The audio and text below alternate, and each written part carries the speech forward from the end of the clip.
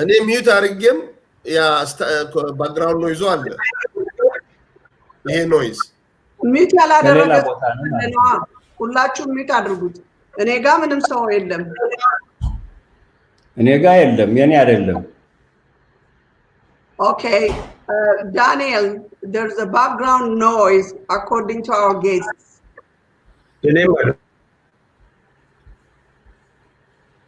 አሁን የለም። Now it's gone. Yeah. All right, so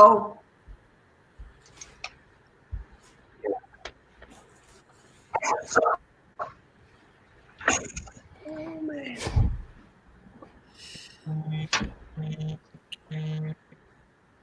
Yes, Daniel. Hello.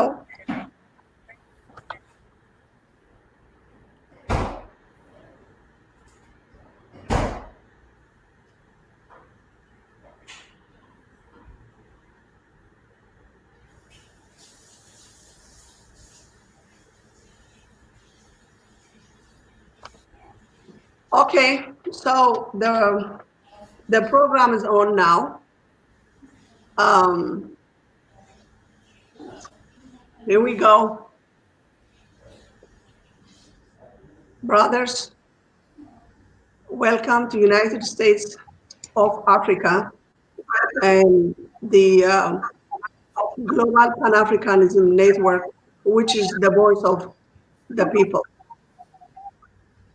Today, we're going to talk and enlighten our people on the African continent, as well as in the diaspora, about what's going on in Ethiopia, the genocide, the silent genocide that was hidden from the rest of the world, including the rest of African people on the continent and diaspora, even our neighbors, such as Kenya, Uganda, Sudan, Tanzania, you name it, Rwanda, Burundi, all those nearby brothers and sisters and the leaders, for most part, the African leaders are not aware, except few. We have 55 countries in Africa. And so today we're gonna talk, discuss, and educate the rest of our people on the continent and around the world, in the diaspora, including, of course, Caribbean, about the separatists that are killing people in Ethiopia in order to dismantle the country, the only independent country with the independent native language. When you are colonized, it's not only your country, your language, your culture, everything, is colonized. But not when it comes to Ethiopians. Our national language, the Ethiopic, you name it, the Ge'ez, the Amharic, Fidal, which is the alphabet, has never been colonized. So today we're going to talk about the separatists that are trying to form a separate nation, the Oromia Islamic Republic. And so we have non-politicians, but concerned Ethiopians were read. They have been advocating, for the unity of Africa, and they have been the voice of the people. They have done a lot to stop the genocide, and in particularly the genocide is targeting the Amhara ethnic group. The Amharas are the Pan-Africanism oriented They're the founders of, one of the founders of the OAU, now the African Union. Thanks to the Amaras, if we have the African Union in the independent land, Ethiopia, in Addis Ababa, the capital city of Ethiopia, which is the capital city of three other African countries, the Free Africans. And so we have Dr. Nagash Amsalu, a medical doctor. He was also head of the Black Lion Hospital in Ethiopia, what we call in Amharic, Yetukur Ambasa Hakim Beit. And we have Brother Mangustu Asfau, also a host on Minilik television. And we have Dr. Dabru Nagash, and we have Sister Hope N. Anuku, and the father of the Ethiopian alphabet, computerized alphabet, Dr. Abarra Molla. And so we'll start the program by Dr. Nagash. Dr. Nagash, welcome to United States of Africa. And we are proud of you for being the voice of the people, the voice of the oppressed, the voice of the whole Africans on the continent, and for your service also to those Africans that can't afford to pay for, the medical bill. You've been helping many people, and I'm aware of that, and thank you. And please, now the microphone is open to you. Educate the people. This is not like formal interview or anything like that. This is a panel discussion. At the same time, feel like you are in Africa, where all the neighbors coming together to talk, identify the problem first, which we know the problem, and then to find solution. So our people, the rest of Africans are not aware about what's going on in Ethiopia. They don't know about the genocide. They don't know about the separatists, because the Ethiopian media have been hiding, all this brutal killing and the separation and the divided state from 14 to 9, except one that everybody knows is the Eritrea. And go ahead. Thank you. And welcome. Thank you very much. Pan-Africanist Ms. Yaharork Gashau and Pan-Africanist Mr. Daniel, my colleagues who are here also to speak about this topic, and also the audience who are listening us, at this moment. I am very honored, really, to be here today to talk about this very important topic concerning, at this moment, our country, my native country, Ethiopia. The title said The Hidden Genocide, and it's a very good title to me.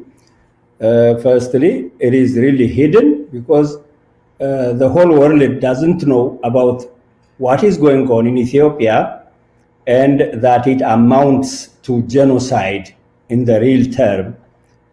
And also, the world doesn't know, and Africa doesn't know. Even at some corners of our country, Ethiopians even don't know. There is no unanimous voice on genocide that is taking place in Ethiopia. Firstly, I would like to say a few words about about genocide. Why do we call it genocide? is any killing, can any killing of people be termed genocide? The word genocide was not known to the world before 1944. That means this word was coined from two words, the Greek word and the Latin word. In Greek, the word genos means tribe or race, and the Latin side means to kill. So this was coined together and known to the world by a Polish lawyer who was in Poland. He was a Jew who witnessed the Holocaust. That means the massacre of the Jews by the Germans, and he introduced that phenomenon as genocide, and it was well taken by the world. It is now a very popular word and is used to name such things as genocide. And in history, we have seen genocides like the Holocaust, which resulted in the terminology of genocide. And before that also, there was a genocide now, going back, the Armenians who were massacred by the Turks, it was a real genocide. And there was one in Cambodia and in Rwanda, and now the hidden one in Ethiopia. So genocide doesn't mean killing, people. It has its own definition and categorization. We can stratify the people who are victims. Like, in Ethiopia, what is happening is, and why we call it genocide is, it is aimed or targeted at a specific type of people, by name, say a certain tribe, that qualifies it to be genocide, or it just targets a certain religion and not all religions. If you want to destroy a certain category of people, then it can be called genocide. Genocide is not only killing of people by itself.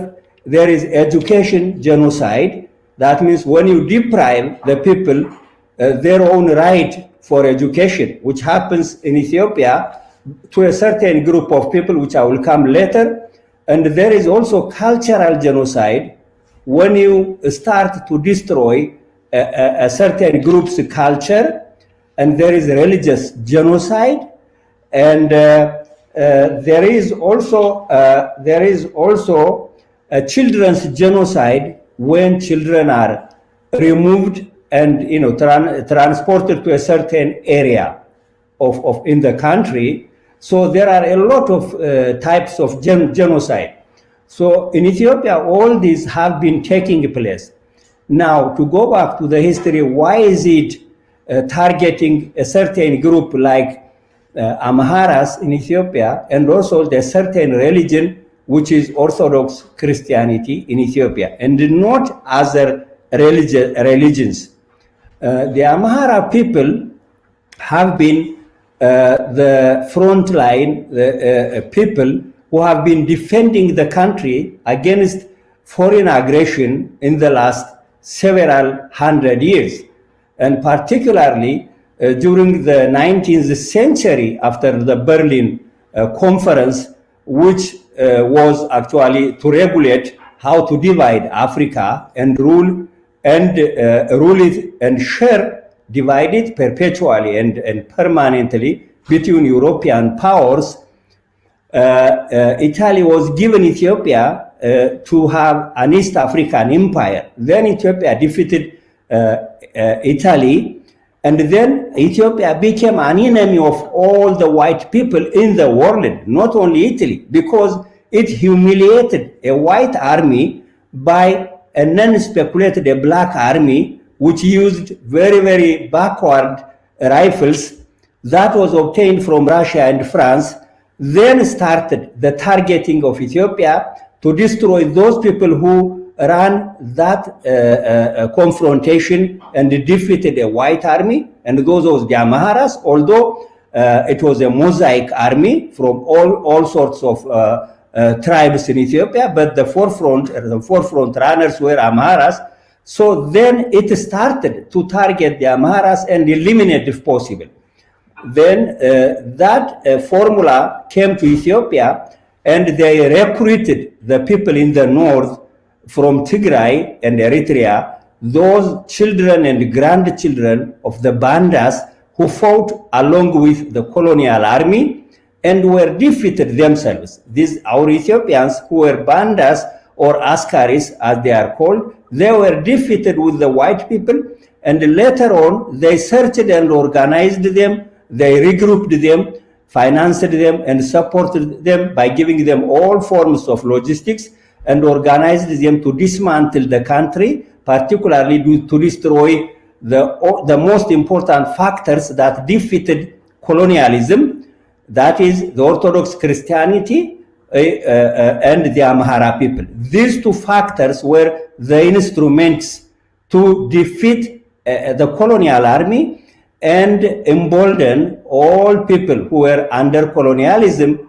during that time to rise up against the white dominance. So that really that disgraced the white people, and sure enough, that formula during the Berlin conference was in disarray. It was totally destroyed because the Ethiopian victory emboldened or encouraged all people in the Caribbean, in Africa, because it was only Ethiopia was the only free country. Now, I'm just saying this to come to the current problem in Ethiopia.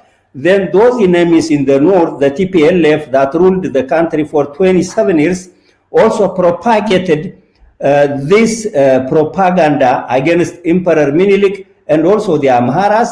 Now, the region known as Oromia, by propagating false propaganda against the Amhara and Orthodox Christianity, they are eradicating these people from that region by telling them that this is not your region, just leave it. We are going to form a greater empire like Oromia, firstly, which is known as a Gada Republic of Oromia at the beginning, and eventually to end up our Gada Islamic Republic of Oromia, as Miss Yahya Rourke mentioned at the beginning today.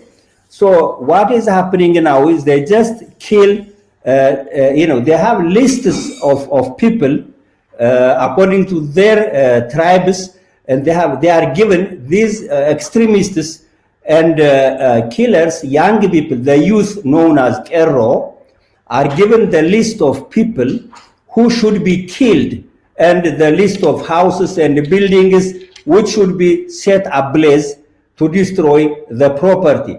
And now, when they kill and destroy those, they just read from that script which is in their pocket or in their hands, and they just jump from place to place according to the list given to them.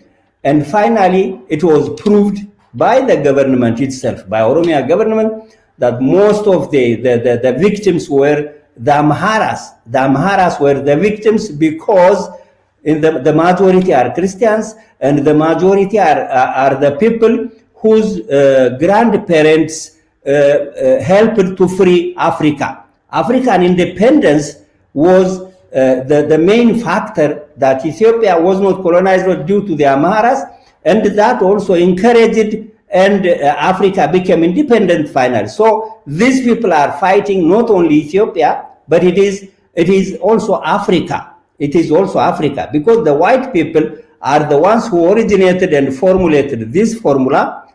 And now the people, the homegrown terrorists and extremists and separatists, as it is indicated here, they are the ones who are killing these people. They say 300 people have been killed. No, this is a number which is given by the people, the government of Oromia, which is ruling that region. But some people estimate it to be more in thousands. And the form of killing is also so disastrous and so savage and barbaric. They kill people and then they remove the eyes and dismember their bodies. That means they separate the hands, they just open the belly and cut and then drag it on the streets. This has been a very, very dramatic development in a country that has been historically known as a godly country, for thousands of years. Ethiopia received Christianity in the 3rd century, and it was translated into Ethiopian language known as Giz. So nobody can believe that this is occurring in that land, in Ethiopia. So this genocide is taking place, and we hope Africans can rally and take the message that this is, firstly, that this is genocide, and secondly, we need your help to just share this phenomenon which is hidden in Ethiopia, and the people are just now homeless. They are in churches, they are outside. Children don't have what to eat and where to stay. Their houses have been destroyed, their businesses have been destroyed, and their lives are destroyed. They are just victims in their own country, in the country they were born, where their parents and grandparents were born.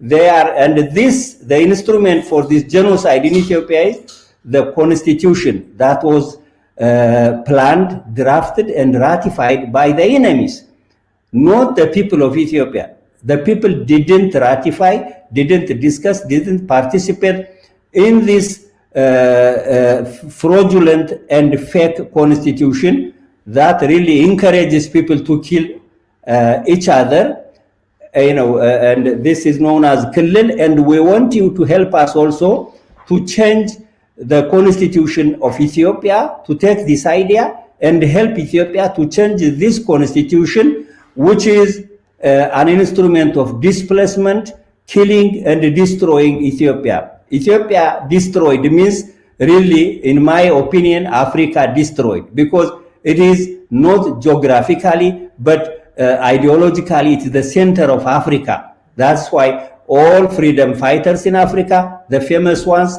from South Africa, from Zimbabwe, which were called Rhodesia, they were trained and given homes in Ethiopia because it was independent. So they are they are just, this is a revenge against this old and godly country. Thank you very much. If I have a chance, I will also continue later on. Thank you. Wow, Dr. Nagash Amsalu, wow, God bless you. Enlightenment. Education. Wow, thank you. You so articulated everything. I mean, in detail. Thank you very much. And yes, as Dr. Nagash Amsalu said, if we don't support, if Africans on the continent and diaspora don't come together, support and assist Ethiopia with diplomacy, assistance to the African Union and the United Nations, which is also the vehicle or this silent killing, this separatist, they're planning to spread the same dismantling every nation in Africa and replace it also every government with the support of Egypt and others, other Arabs. The Republic of Islam. Sometimes I can't even imagine, as I struggle even to say, as you heard me, So if we don't stop it, if we don't come together and stop this, trust me, my brothers and sisters, my fathers and my mothers, and the African leaders, we know you're watching this stream in the United States of Africa's program. This is a special program, which is especially organized to launch the genocide and separatists in Africa, so we can abolish separatists in Africa. If not, there's no way to unite Africa. We need political stability in each country, including Ethiopia. Ethiopia is the key. Like I said before, it's the independent capital city of the whole Africa and the Africans in the diaspora. And the African Union, before the former name, the Organization of African Unity, was taken from King Menelik's idea by Marcus Garvey, one of our heroes. He's the founder of no matter how the name changed several times, he's the founder of AU, or OAU formerly, now AU, second to King Menelik. And our next speaker is Brother Mengistu Asfal. Thank you. Mengistu, are you there? Oh, okay. Yes, I am here. Thank you, Sister Yaharar Work. But may I be permitted to give the privilege for Dr. Abel Ramolla? This is the tradition. More academic accomplished brother. So can I be the follower next to Dr. Molla?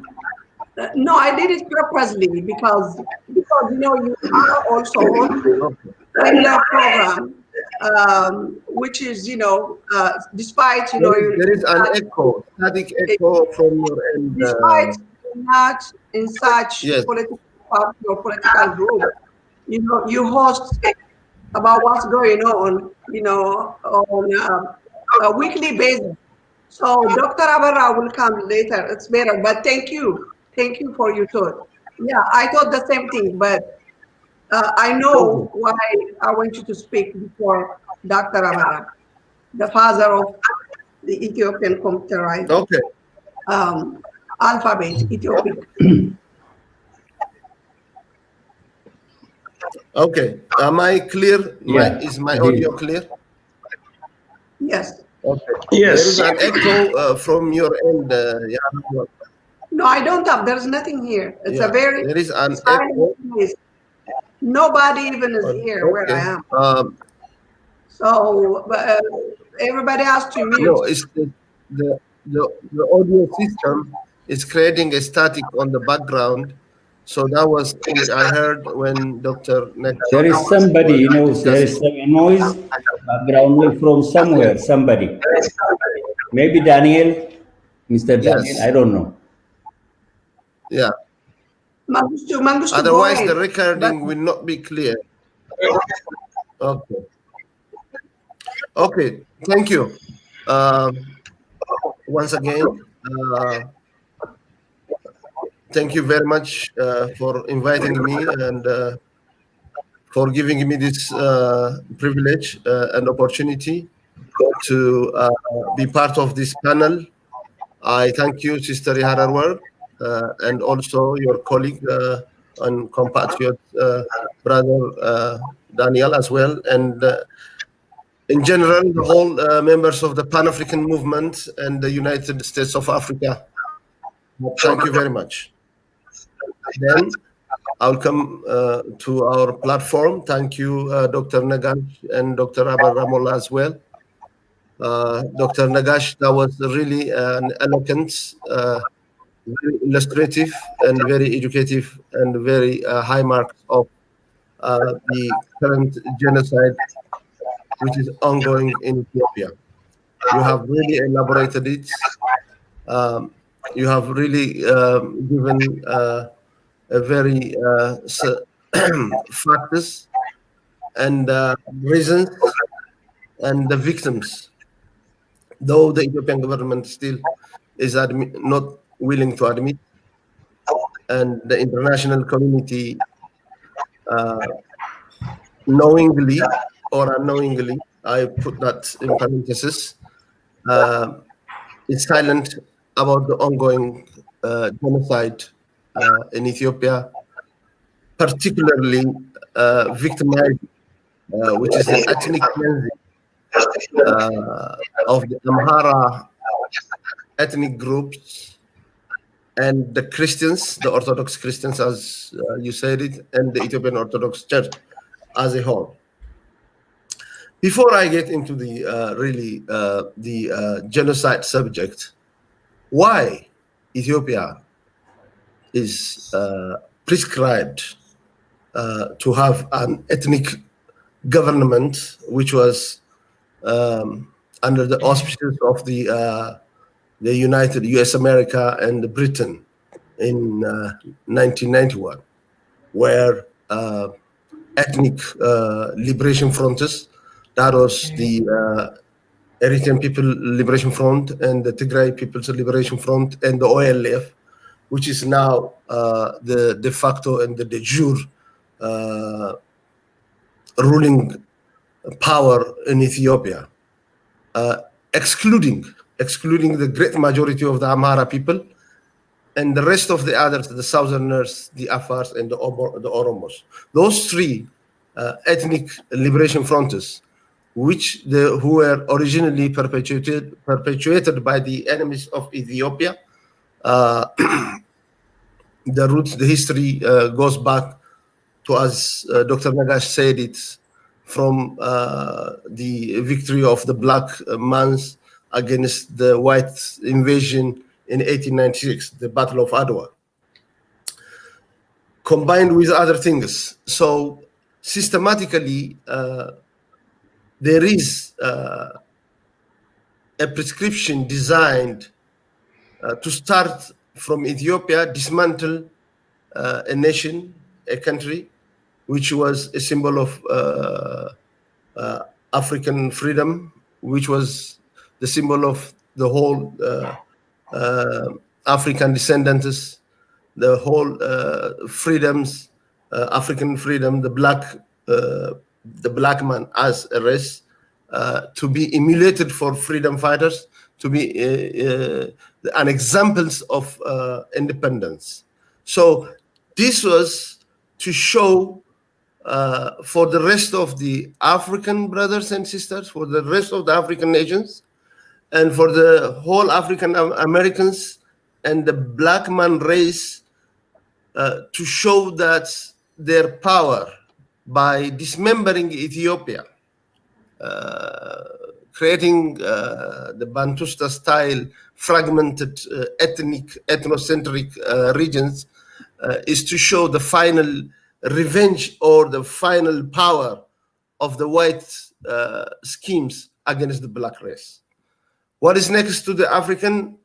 If it starts on the Horn of Africa, if the Horn of Africa is polarized, if Ethiopia is dismembered and polarized in ethnic violences and genocides, and this immediately expands to the rest of the Horn of African members, and it goes to the Mid-Saharan, the West, and the South. So what's really ethnic federalism?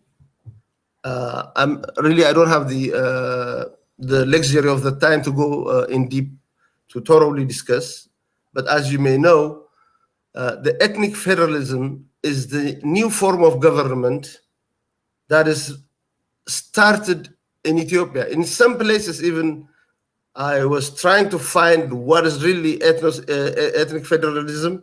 It just says Mallasism in parentheses. That's how they defined it. It is the beginning, the start in Ethiopia as a test tube political experiment. Ironically, the TPLF, where Mallas and his comrades and his likes were leading, they are the minorities from 3 to 4%.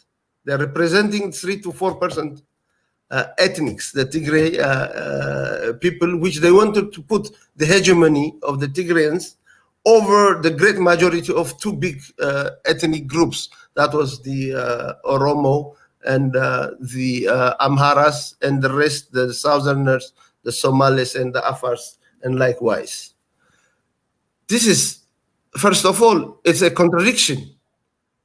If they want to establish ethnic federalism by design, where all ethnic peoples have equal representations, equal rights, for the equal political share and resource, and like that. But that wasn't the case. The case was just to put the minority group on the top of, against the great majorities, and control the power and the economy. That really gave them a time for about 28 years. Before that, that was the point of elasticity. Like the economists say, it has to break there, because you cannot fool people forever.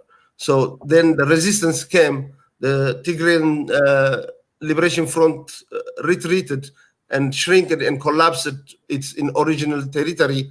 But now what remained is the OLF, which was part of the in the making of the new Ethiopia, the ethnically divided Ethiopia in 1891, got the full control with some surrogate collaborators in the Amhara region, and some in the southern, and etc., etc.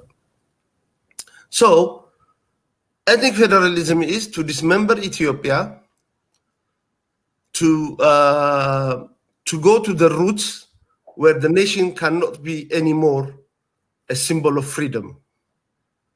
A nation, Ethiopia, cannot be an example of the black manhood for freedom and independence. This was the scheme. This is the start. It is not like in 1896 or not in 1933, where the Italians came for the second time. We don't see the white forces coming to Ethiopia. It's not an invasion, but it's a very systematic way of selective, the great children and the grandchildren of those collaborators with the white people before, during the independence movement, during the freedom fights in 1896 and in 1933. Those were systematic. While the Italians were in Eritrea, the 40 years occupation, they had a political indoctrination to the local indigenous people, Greater Eritrea, the Tigrayan people. You are the better, you are the great than the rest. So this was inculcated into the minds of the Tigrayan people. Likewise, in the south, where Italy was controlling the southern part of Somalia, the concept of Greater Somalia was incarnated in the minds of the children of Somalis and leaders and militaries, and likewise. That's why Somalia, after independence in 1960-61, came up with 5 stars, claiming land to build that great Somalia, which was philosophized, theoretized by the Italians colonizers. So ethnic federalism based only on language is a recipe of war, instability, disintegration. Because you cannot build a nation based only on language. If that is the case, then the whole, what is the United Nations Charter has to be rewritten again, and the whole political, geopolitical boundaries of all nations in the world has to be redesigned again. Let's take the United States. There are in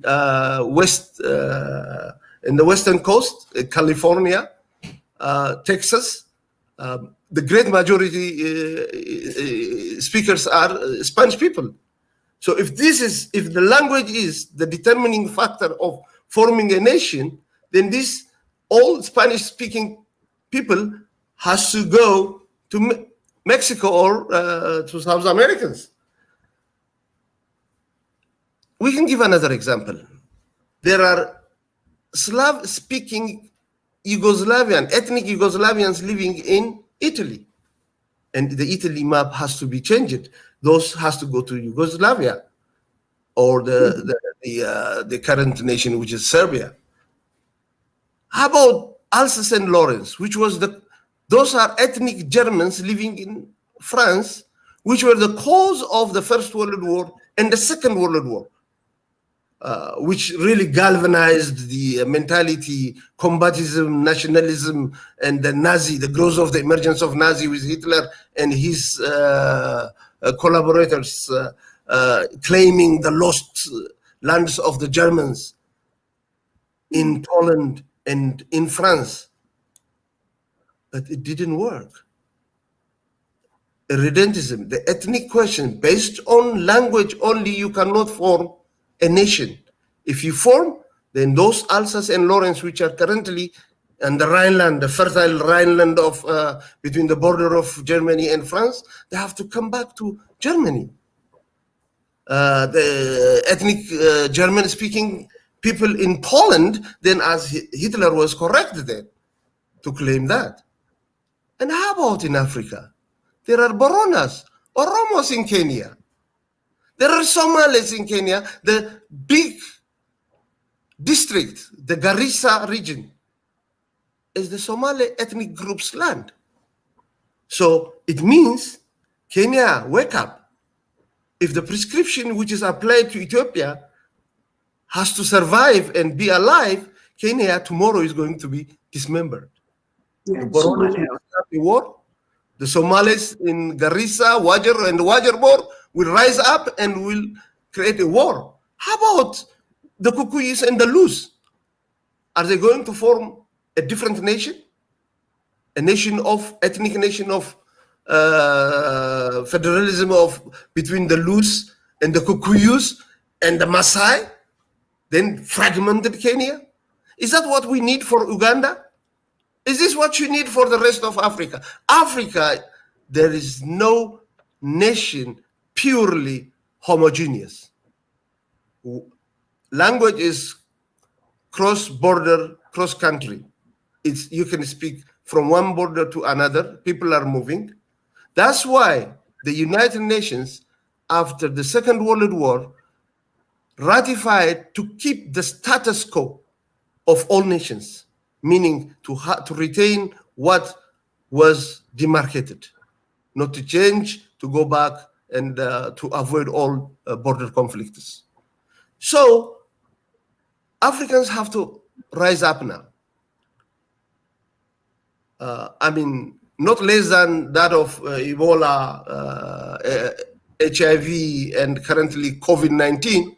There is another big disease, which is ethnic politics, ethnic federalism, to dismantle, to create the Bantusta-style small ethnic regions for Africans, which is, they started it in Ethiopia. If this is not stopped, Africa will be polarized. So what is the silent? What is the OAU, the AU, or other African activists? Why the Pan-African movements, brothers and sisters, are not really paying attention into this dangerous political phenomena? Maybe they are not aware. Maybe they are not told. So Ethiopia is already now, for the last 28 years, is a victim of these internal and external enemies of Ethiopia are working on it, have prescribed it, are putting it into actions. And because of this, the Amharas, why the Amharas are targets? The Amharas are target because, as the so-called, the generic name they give it, Neftanya, means the riflemen. Neftanya means the riflemen, those who carry rifles. Who are these people? Those are the peoples for years, hundreds of years, rising up. These are peasant militias, even peasant militias who were simply rising up and fought for freedom. And they kept the independence of that country for the last 3,000, whatever, since the formation of a state in that Horn of Africa. Well, the Amharas are marked, branded with this ethnic violence, galvanized with somehow ethnic and religion as well together. So the Amharas and the Orthodox Christians, because they think both are the instruments of freedom, the instruments of which have uphold the freedom, the independence of the nations. And of course, as history tells us, and which we know by our age as well, Ethiopia didn't fold its hands and sit down only keeping its independence. She has done a lot of contributions to liberate other African brothers, other African nations, like the civil rights movement leader Martin Luther King said it, injustice anywhere is a threat to justice everywhere.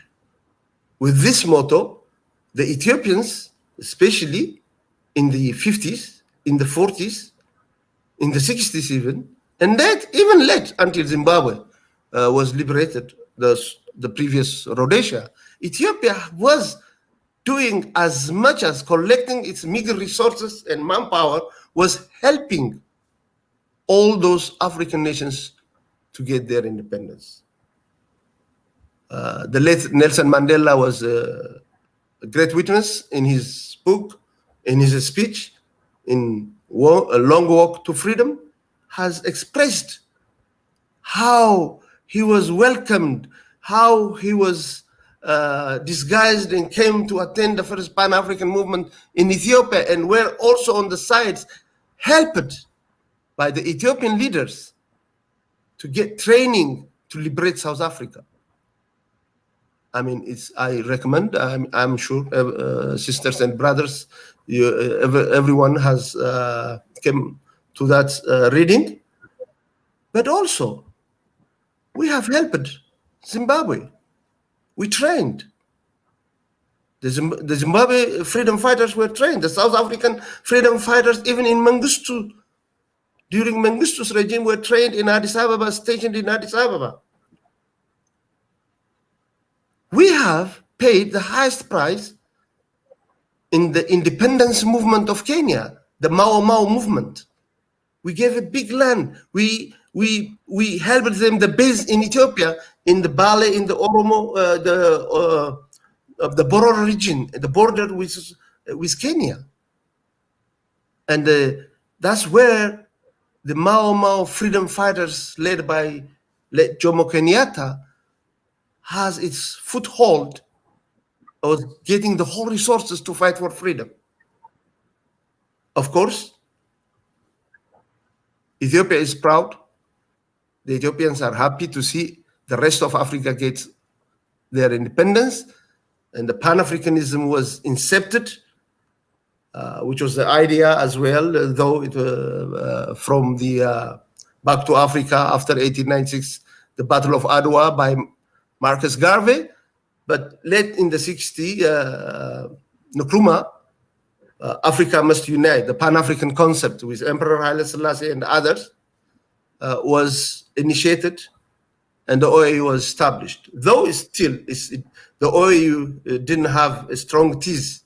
I mean, when I say the political factors and the political idiosyncrasy never gave the leaders to give the full power to the people. That's why we see most efficient, people-oriented leaders like Nkrumah and Lumumba were assassinated by the white conspiracy.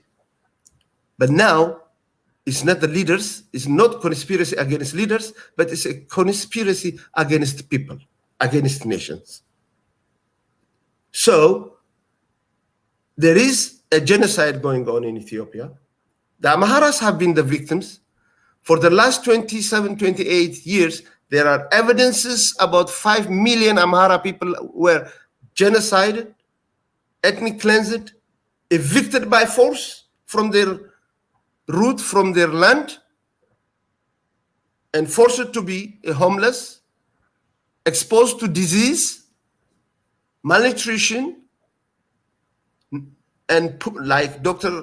Nagash said, no education, and there is evidence that the forced birth, controlling the birth rates in the Amhara regions, whereas we see in some areas in the Oromia, the so-called Oromia regions, we see exponential population growth to imbalance the demography. The Ethiopian government during Meles Zenawi had admitted in its parliament about 2.5 to 3 million Amharas were missing from the population census. This is from the government officials, which was presented to the parliament. 3 million people, where did it go? That's a question mark. But it didn't stop there. The genocide has continued, and it's happening now. Over hundreds, in thousands, people are slaughtered, killed, savagely, beheaded by machetes. It's a Rwanda style. Very graphic pictures are coming out now to the public in social media. But the Ethiopian government still, though he belonged to the Oromo ethnic group, is in a state of denial. But we are asking the African brothers and sisters and the whole peace-loving international community to force the Ethiopian government to establish an independent fact-finding in this region before all things become out of control. Especially the African nations, they have to pay attention and they have to help stop this genocide and also form an independent council to investigate this, and so that a deterrence mechanism has to be established. And this is, we can go on and on. I don't know what my time allotted. It's a very informal panel discussion. Maybe I will come back. I don't want to take the whole time from others. I thank you very much for giving me this, our viewers, our colleagues, and thank you. I rest my discussion here. Thank you. Wow, Brother Mangushtu, what an awesome statement based on facts, and what awesome, again, just like Dr. Nagash did, this is really, I can't even really find a word to express myself. You know, you touched everything, every part of the problem, every part of the suffering in Ethiopia. And thank you. Thank you. I'm so proud of you and Dr. Nagash. Wow. Oh, I mean, you put me in tears. I'm so proud of you. Thank you, but I wish we have a formal one in the future. Maybe like Dr. Nagash will give us, and also Dr. Abarra and other African Americans, other African brothers and sisters. Just an academic paper. If we have a formal academic paper with illustrations and all this, I hope that that opportunity will may come. This is a very informal. It's from our mind. It's just a conversation. Thank you. Yeah. This is informal. I mean, we organized it. This is informal. Yes, and this is just to launch the campaign. You know, the hidden genocide in Ethiopia and separatists in Ethiopia and the rest of Africa. You know, and this is very important. So to educate our people, you know, about the separatists. If we don't stop separatists, if we don't abolish, in fact, separatists, the same problem, like I said before, will be spread just like both of you mentioned. So this is a special program just to launch this campaign.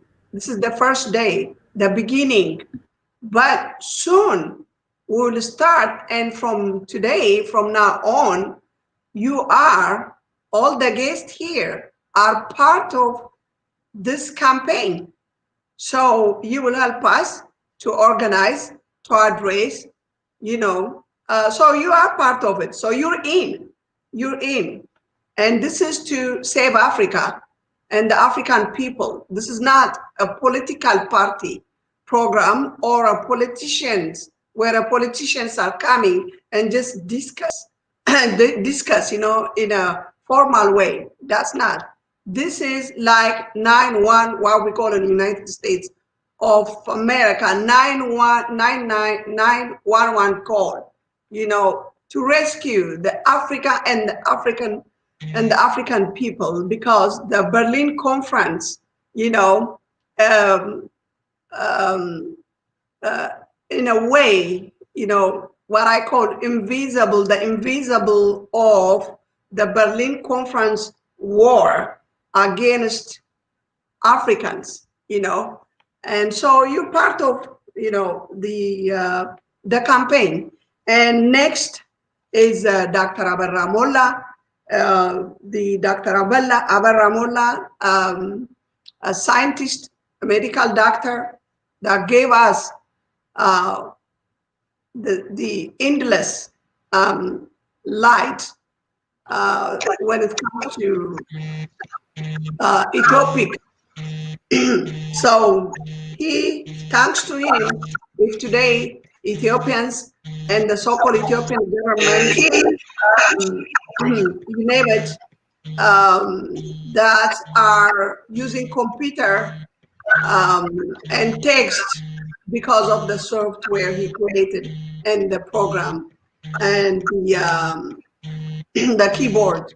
And Dr. Abarra, as always, I thank you personally for giving me the freedom of the using my own language, Ethiopian language, the Amharic, the national language on computer. And thank you. Now, please, microphone.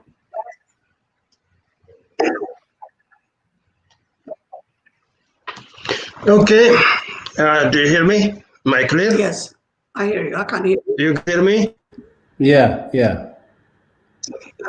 Okay. Yes. Okay. Thank you, Sister Yararwat. Thanks, Mangistu, and thanks also for, I thank Dr. Nagash for an excellent presentation, and everybody has done a good job. And the main reason why our sister didn't want me to go ahead of Brother Mangistu, because my topic is different. But I appreciate his giving me the chance to speak first. Anyway, my topic is mainly on the Ethiopic alphabet. This doesn't mean I don't want to talk about what's going on in Ethiopia. You guys have covered it, and the current situation in Ethiopia is very dangerous, and this has to be stopped. We are aiming to create a United States of Africa. We are trying to be one country, and it's ridiculous for us to fall apart within Ethiopia. Here we are trying to remove boundaries within Africans, within African countries, and there is no need for us to go back when we have lived together for thousands of years. Many countries, which is equally difficult to survive. So there is no advantage of breaking up, and at the same time, this would break up many families, and the smaller we get, the poorer we get. At the same time, in a country where people have lived together for of years, there is extensive intermarriage. And the Oromos, being at the center of Ethiopia, have intermarried with so many other people and so many other. It's very difficult for an Oromo to identify himself as an Oromo. And there is really no need for it. Those in the south have intermarried with the south, those in the north have intermarried with the north. And Christians have married Muslims, and we have lived together in harmony for thousands of years.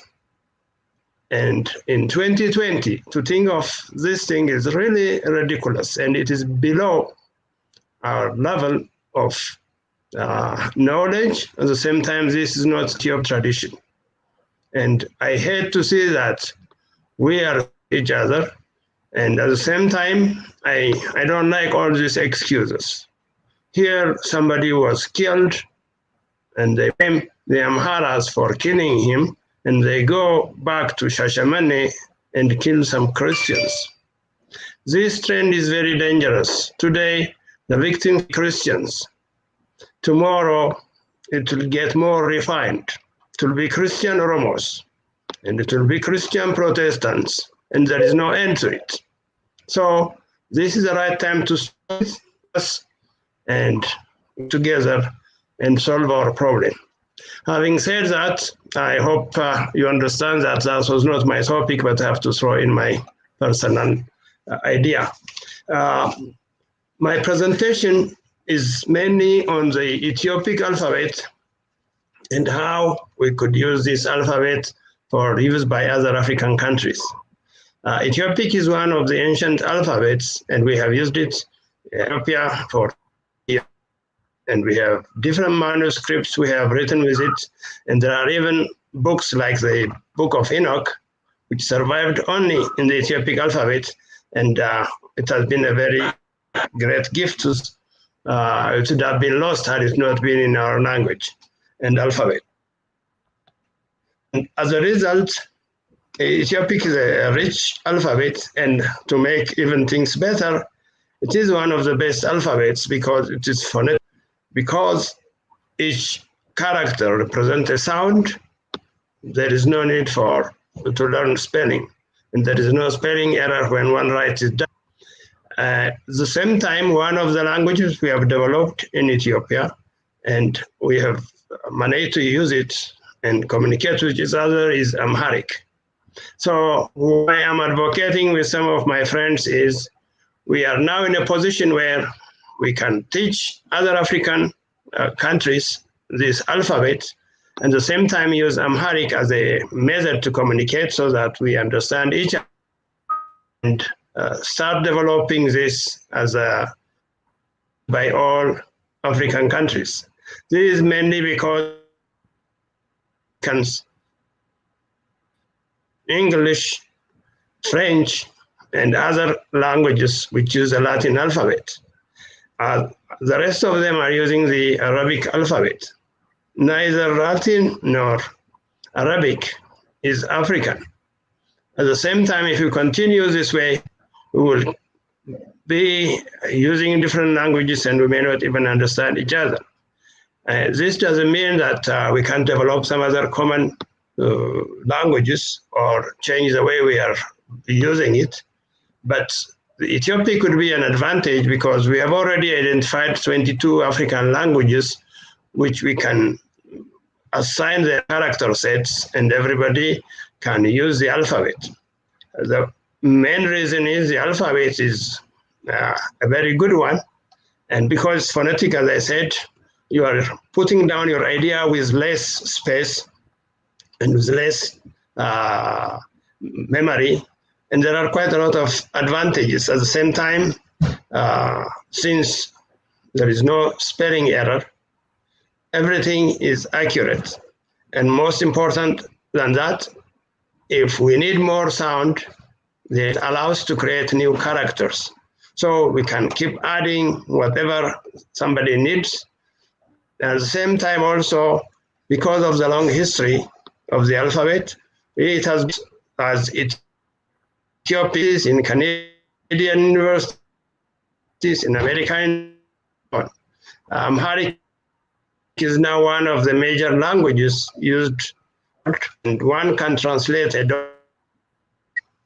So it's any language in any of these African countries into English, and then even use one language for another and expand it.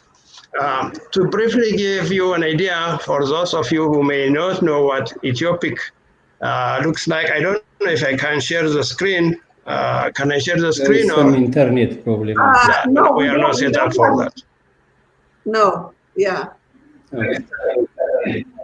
Dr. Okay. Abara, Anyway, I'm sorry. Today we're supposed to focus really on the hidden agenda in Ethiopia and the separatists. But now we are talking about Ethiopic. Last time we had program for Ethiopic, and then I thought probably you're gonna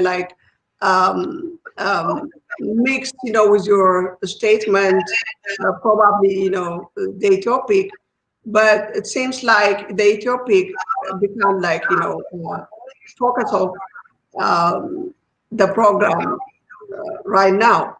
So we need to have another program, and then I'll give you another probably 3 minutes so to finish your start, and we go from there. But by the way, in Oromia, it's forbidden to teach and learn Ethiopian.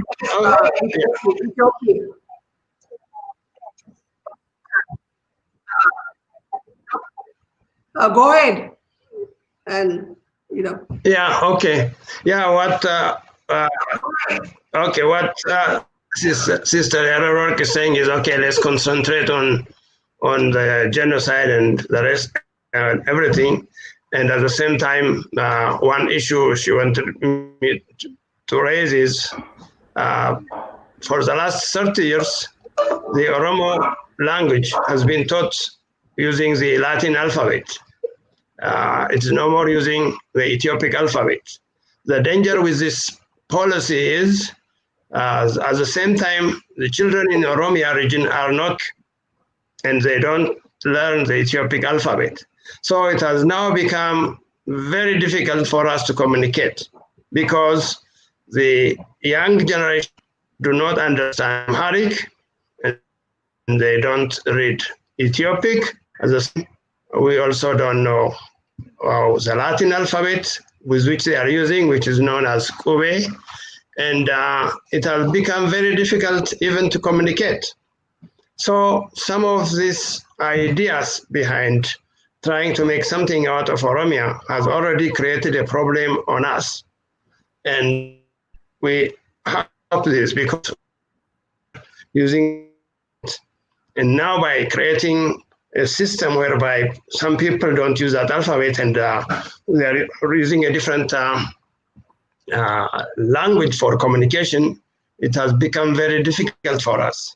So this is also one of the things which we have got to give it time and then come back to having a common language so that we communicate. At the same time, this is something we are trying to even expand to other African countries when we have our own problem. As for the rest of the issue, you guys have put it down, and I personally don't like what's going on. And I have this idea of pretending that there is nothing. And when all this genocide has happened, which is something that has not started now, but it has been going on in Harar, in Hararge, in RC, and the rest of the countries. This genocide has been going on. They have been killing the Amharas in Oromo regions. And this has continued. And this last one we have seen is a gruesome one. And this is not expected from Ethiopians. And it looks like it also has, there is some religious connotation. And at the same time, there is, and Both of them are dangerous. We have been together for 2 years. This is something which entertain, and the rest of Africa shouldn't just watch us.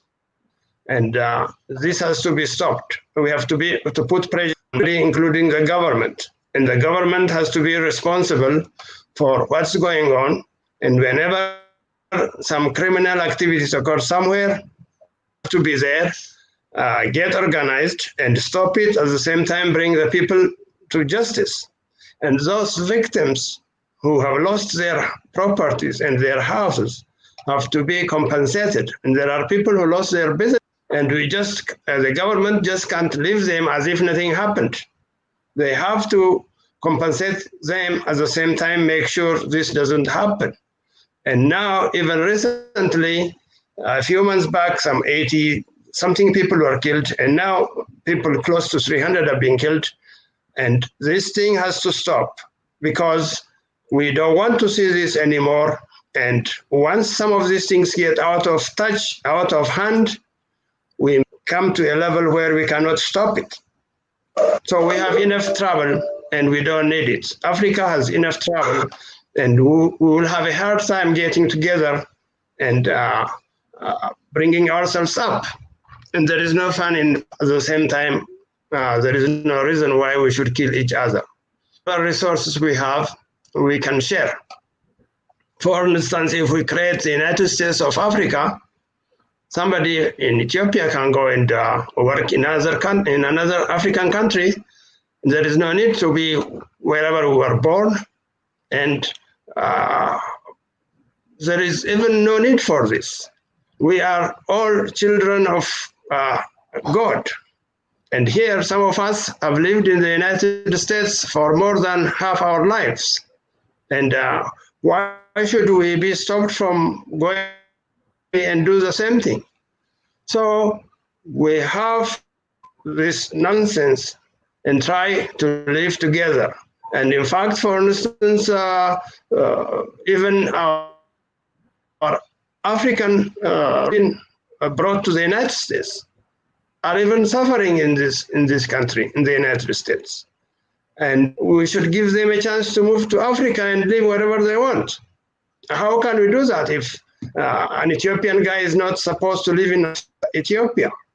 So we should be thinking ahead, and we should also think of humanity, and there is no reason. One important thing we have to know is, for instance, Ethiopia has for thousands of years in harmony and keeping its independence.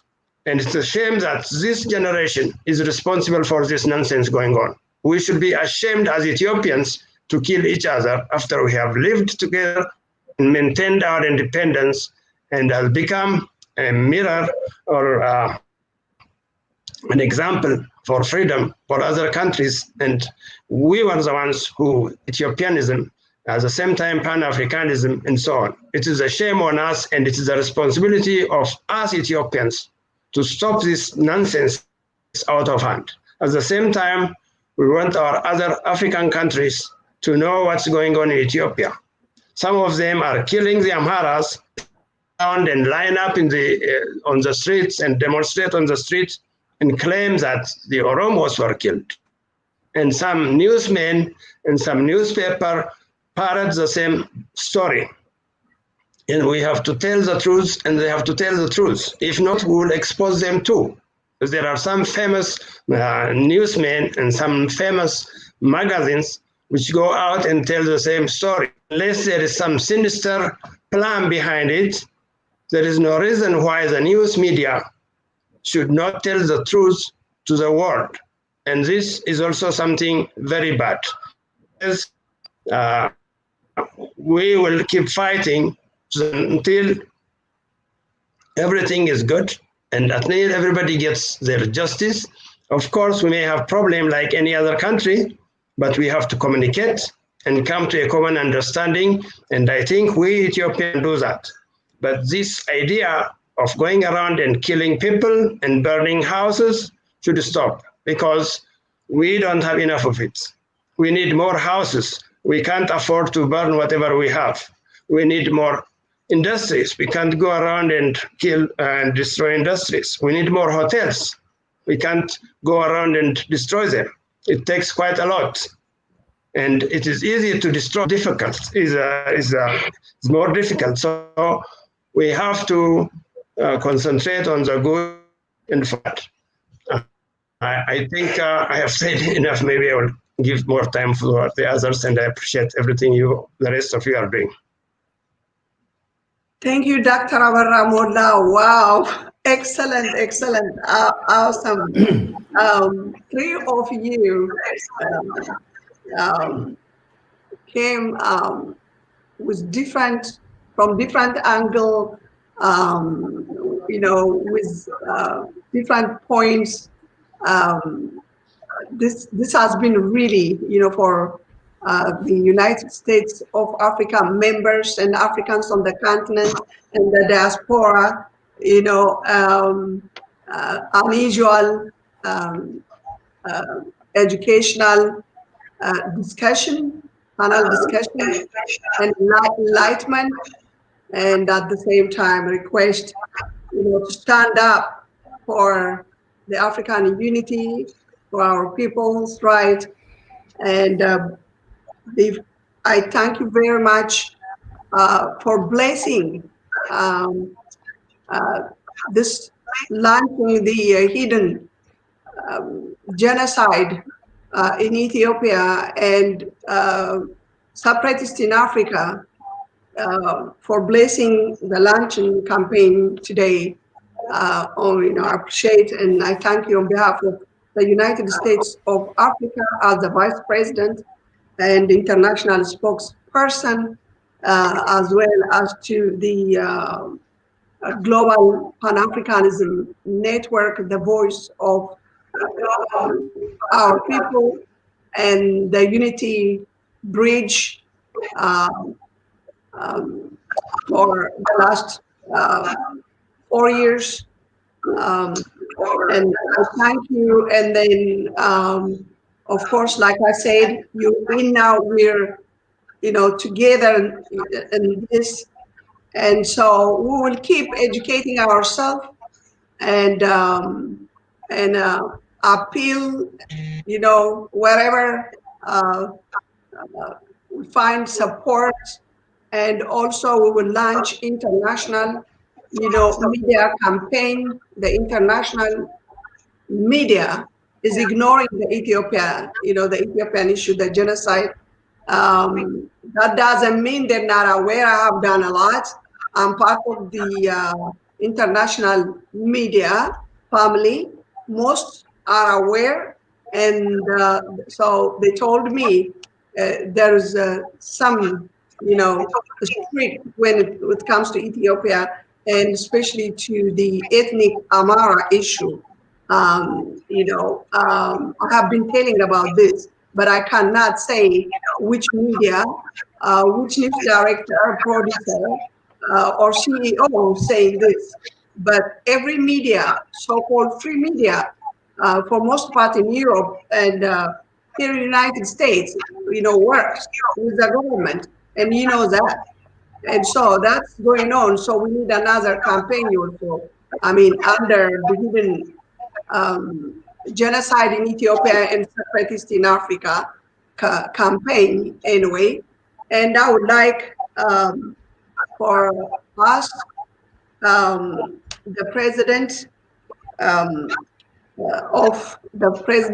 the sole founder of the United States of Africa and Global Pan-Africanism Network, Daniel, to close with his awesome blessing. And so, Daniel Mawabonu, please go ahead. Hello, can you hear me? Close the informal. Thank you very much. I was the Vice President of Africans in the family. Are you able to hear me? We can't hear you. Okay, I think probably there's some network I think problem. that's something to do with where you are. Can you hear me now? Yes. Raise Okay, your thank voice. you very much. You're young. You're not even 30 yet. Okay, if you can hear me, let me just have some remarks. Thank you, host, for launching this program, and also like to thank our guests for pressing this occasion and discussing this very important matter about the hidden genocide in Ethiopia. Many people that know Ethiopia, they might not know that there is a hidden genocide in the Oromia region, but today's program creates some awareness. And I hope that through this awareness, the Ethiopian people will come to the realization that ethnic federalism does not work, because you cannot start nations based on just the language. As previous guests have said, in order for us to establish a very strong and united Africa, we need to look beyond our tribes, to look beyond our indigenous languages, and focus on our common history, our common African heritage. Over the years, people of African descent have moved from one continent to another and settled elsewhere, but this does not make them less African. So the United States of Africa is promoting unity of people of African descent, whether they're in Africa, in the Caribbean, in the Pacific, and we are also discouraging Africans to stop tribalism and ethnic politics. This issue of ethnic conflict is not only in Ethiopia. We also have the same problem in Nigeria, and it tends to be also religious conflict. You see Nigerians from different religious groups targeting other Nigerians from different religions.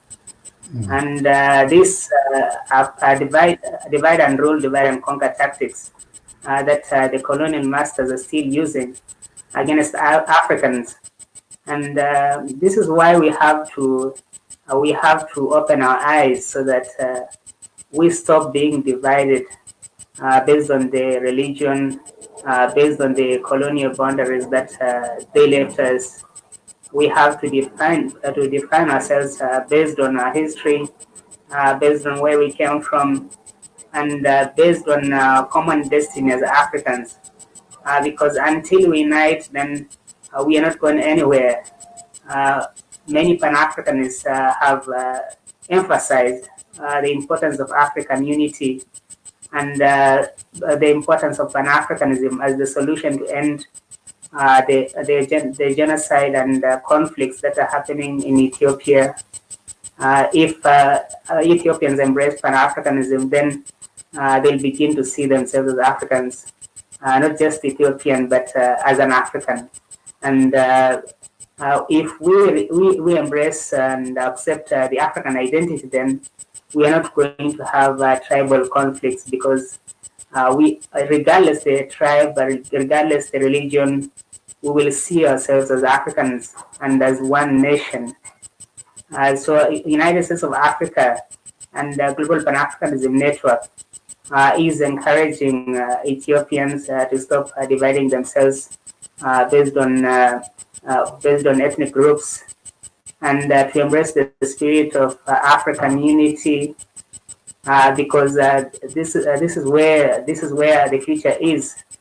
This is where the strength is. When we come together as a people and celebrate our diversity, we should not use our diversity to tear us apart, but rather to strengthen us. Because and at the same time, we also need to promote the unifying language.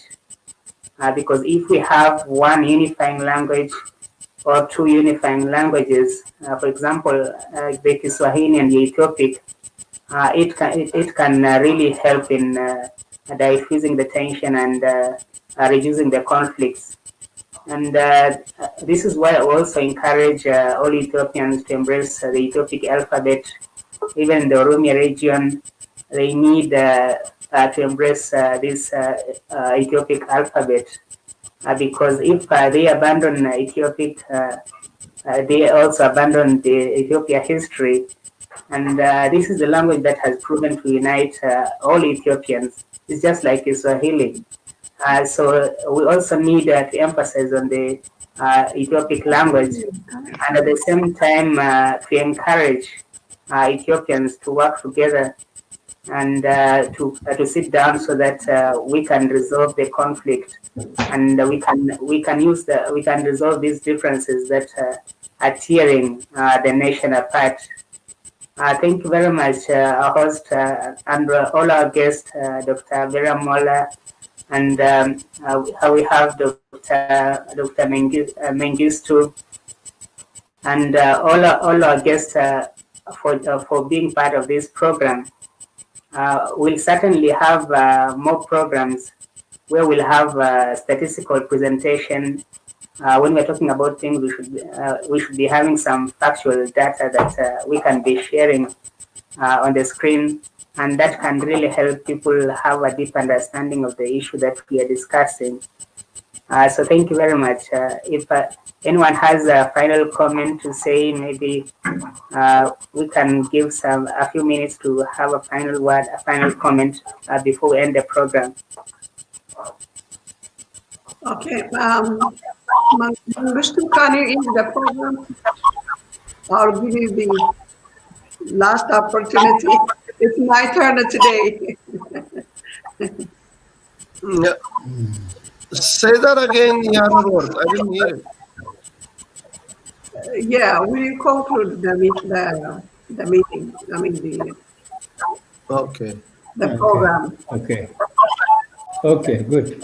Asarrigo. In Amharic we say Asarrigo, right? Oh, there is okay, thank you very much.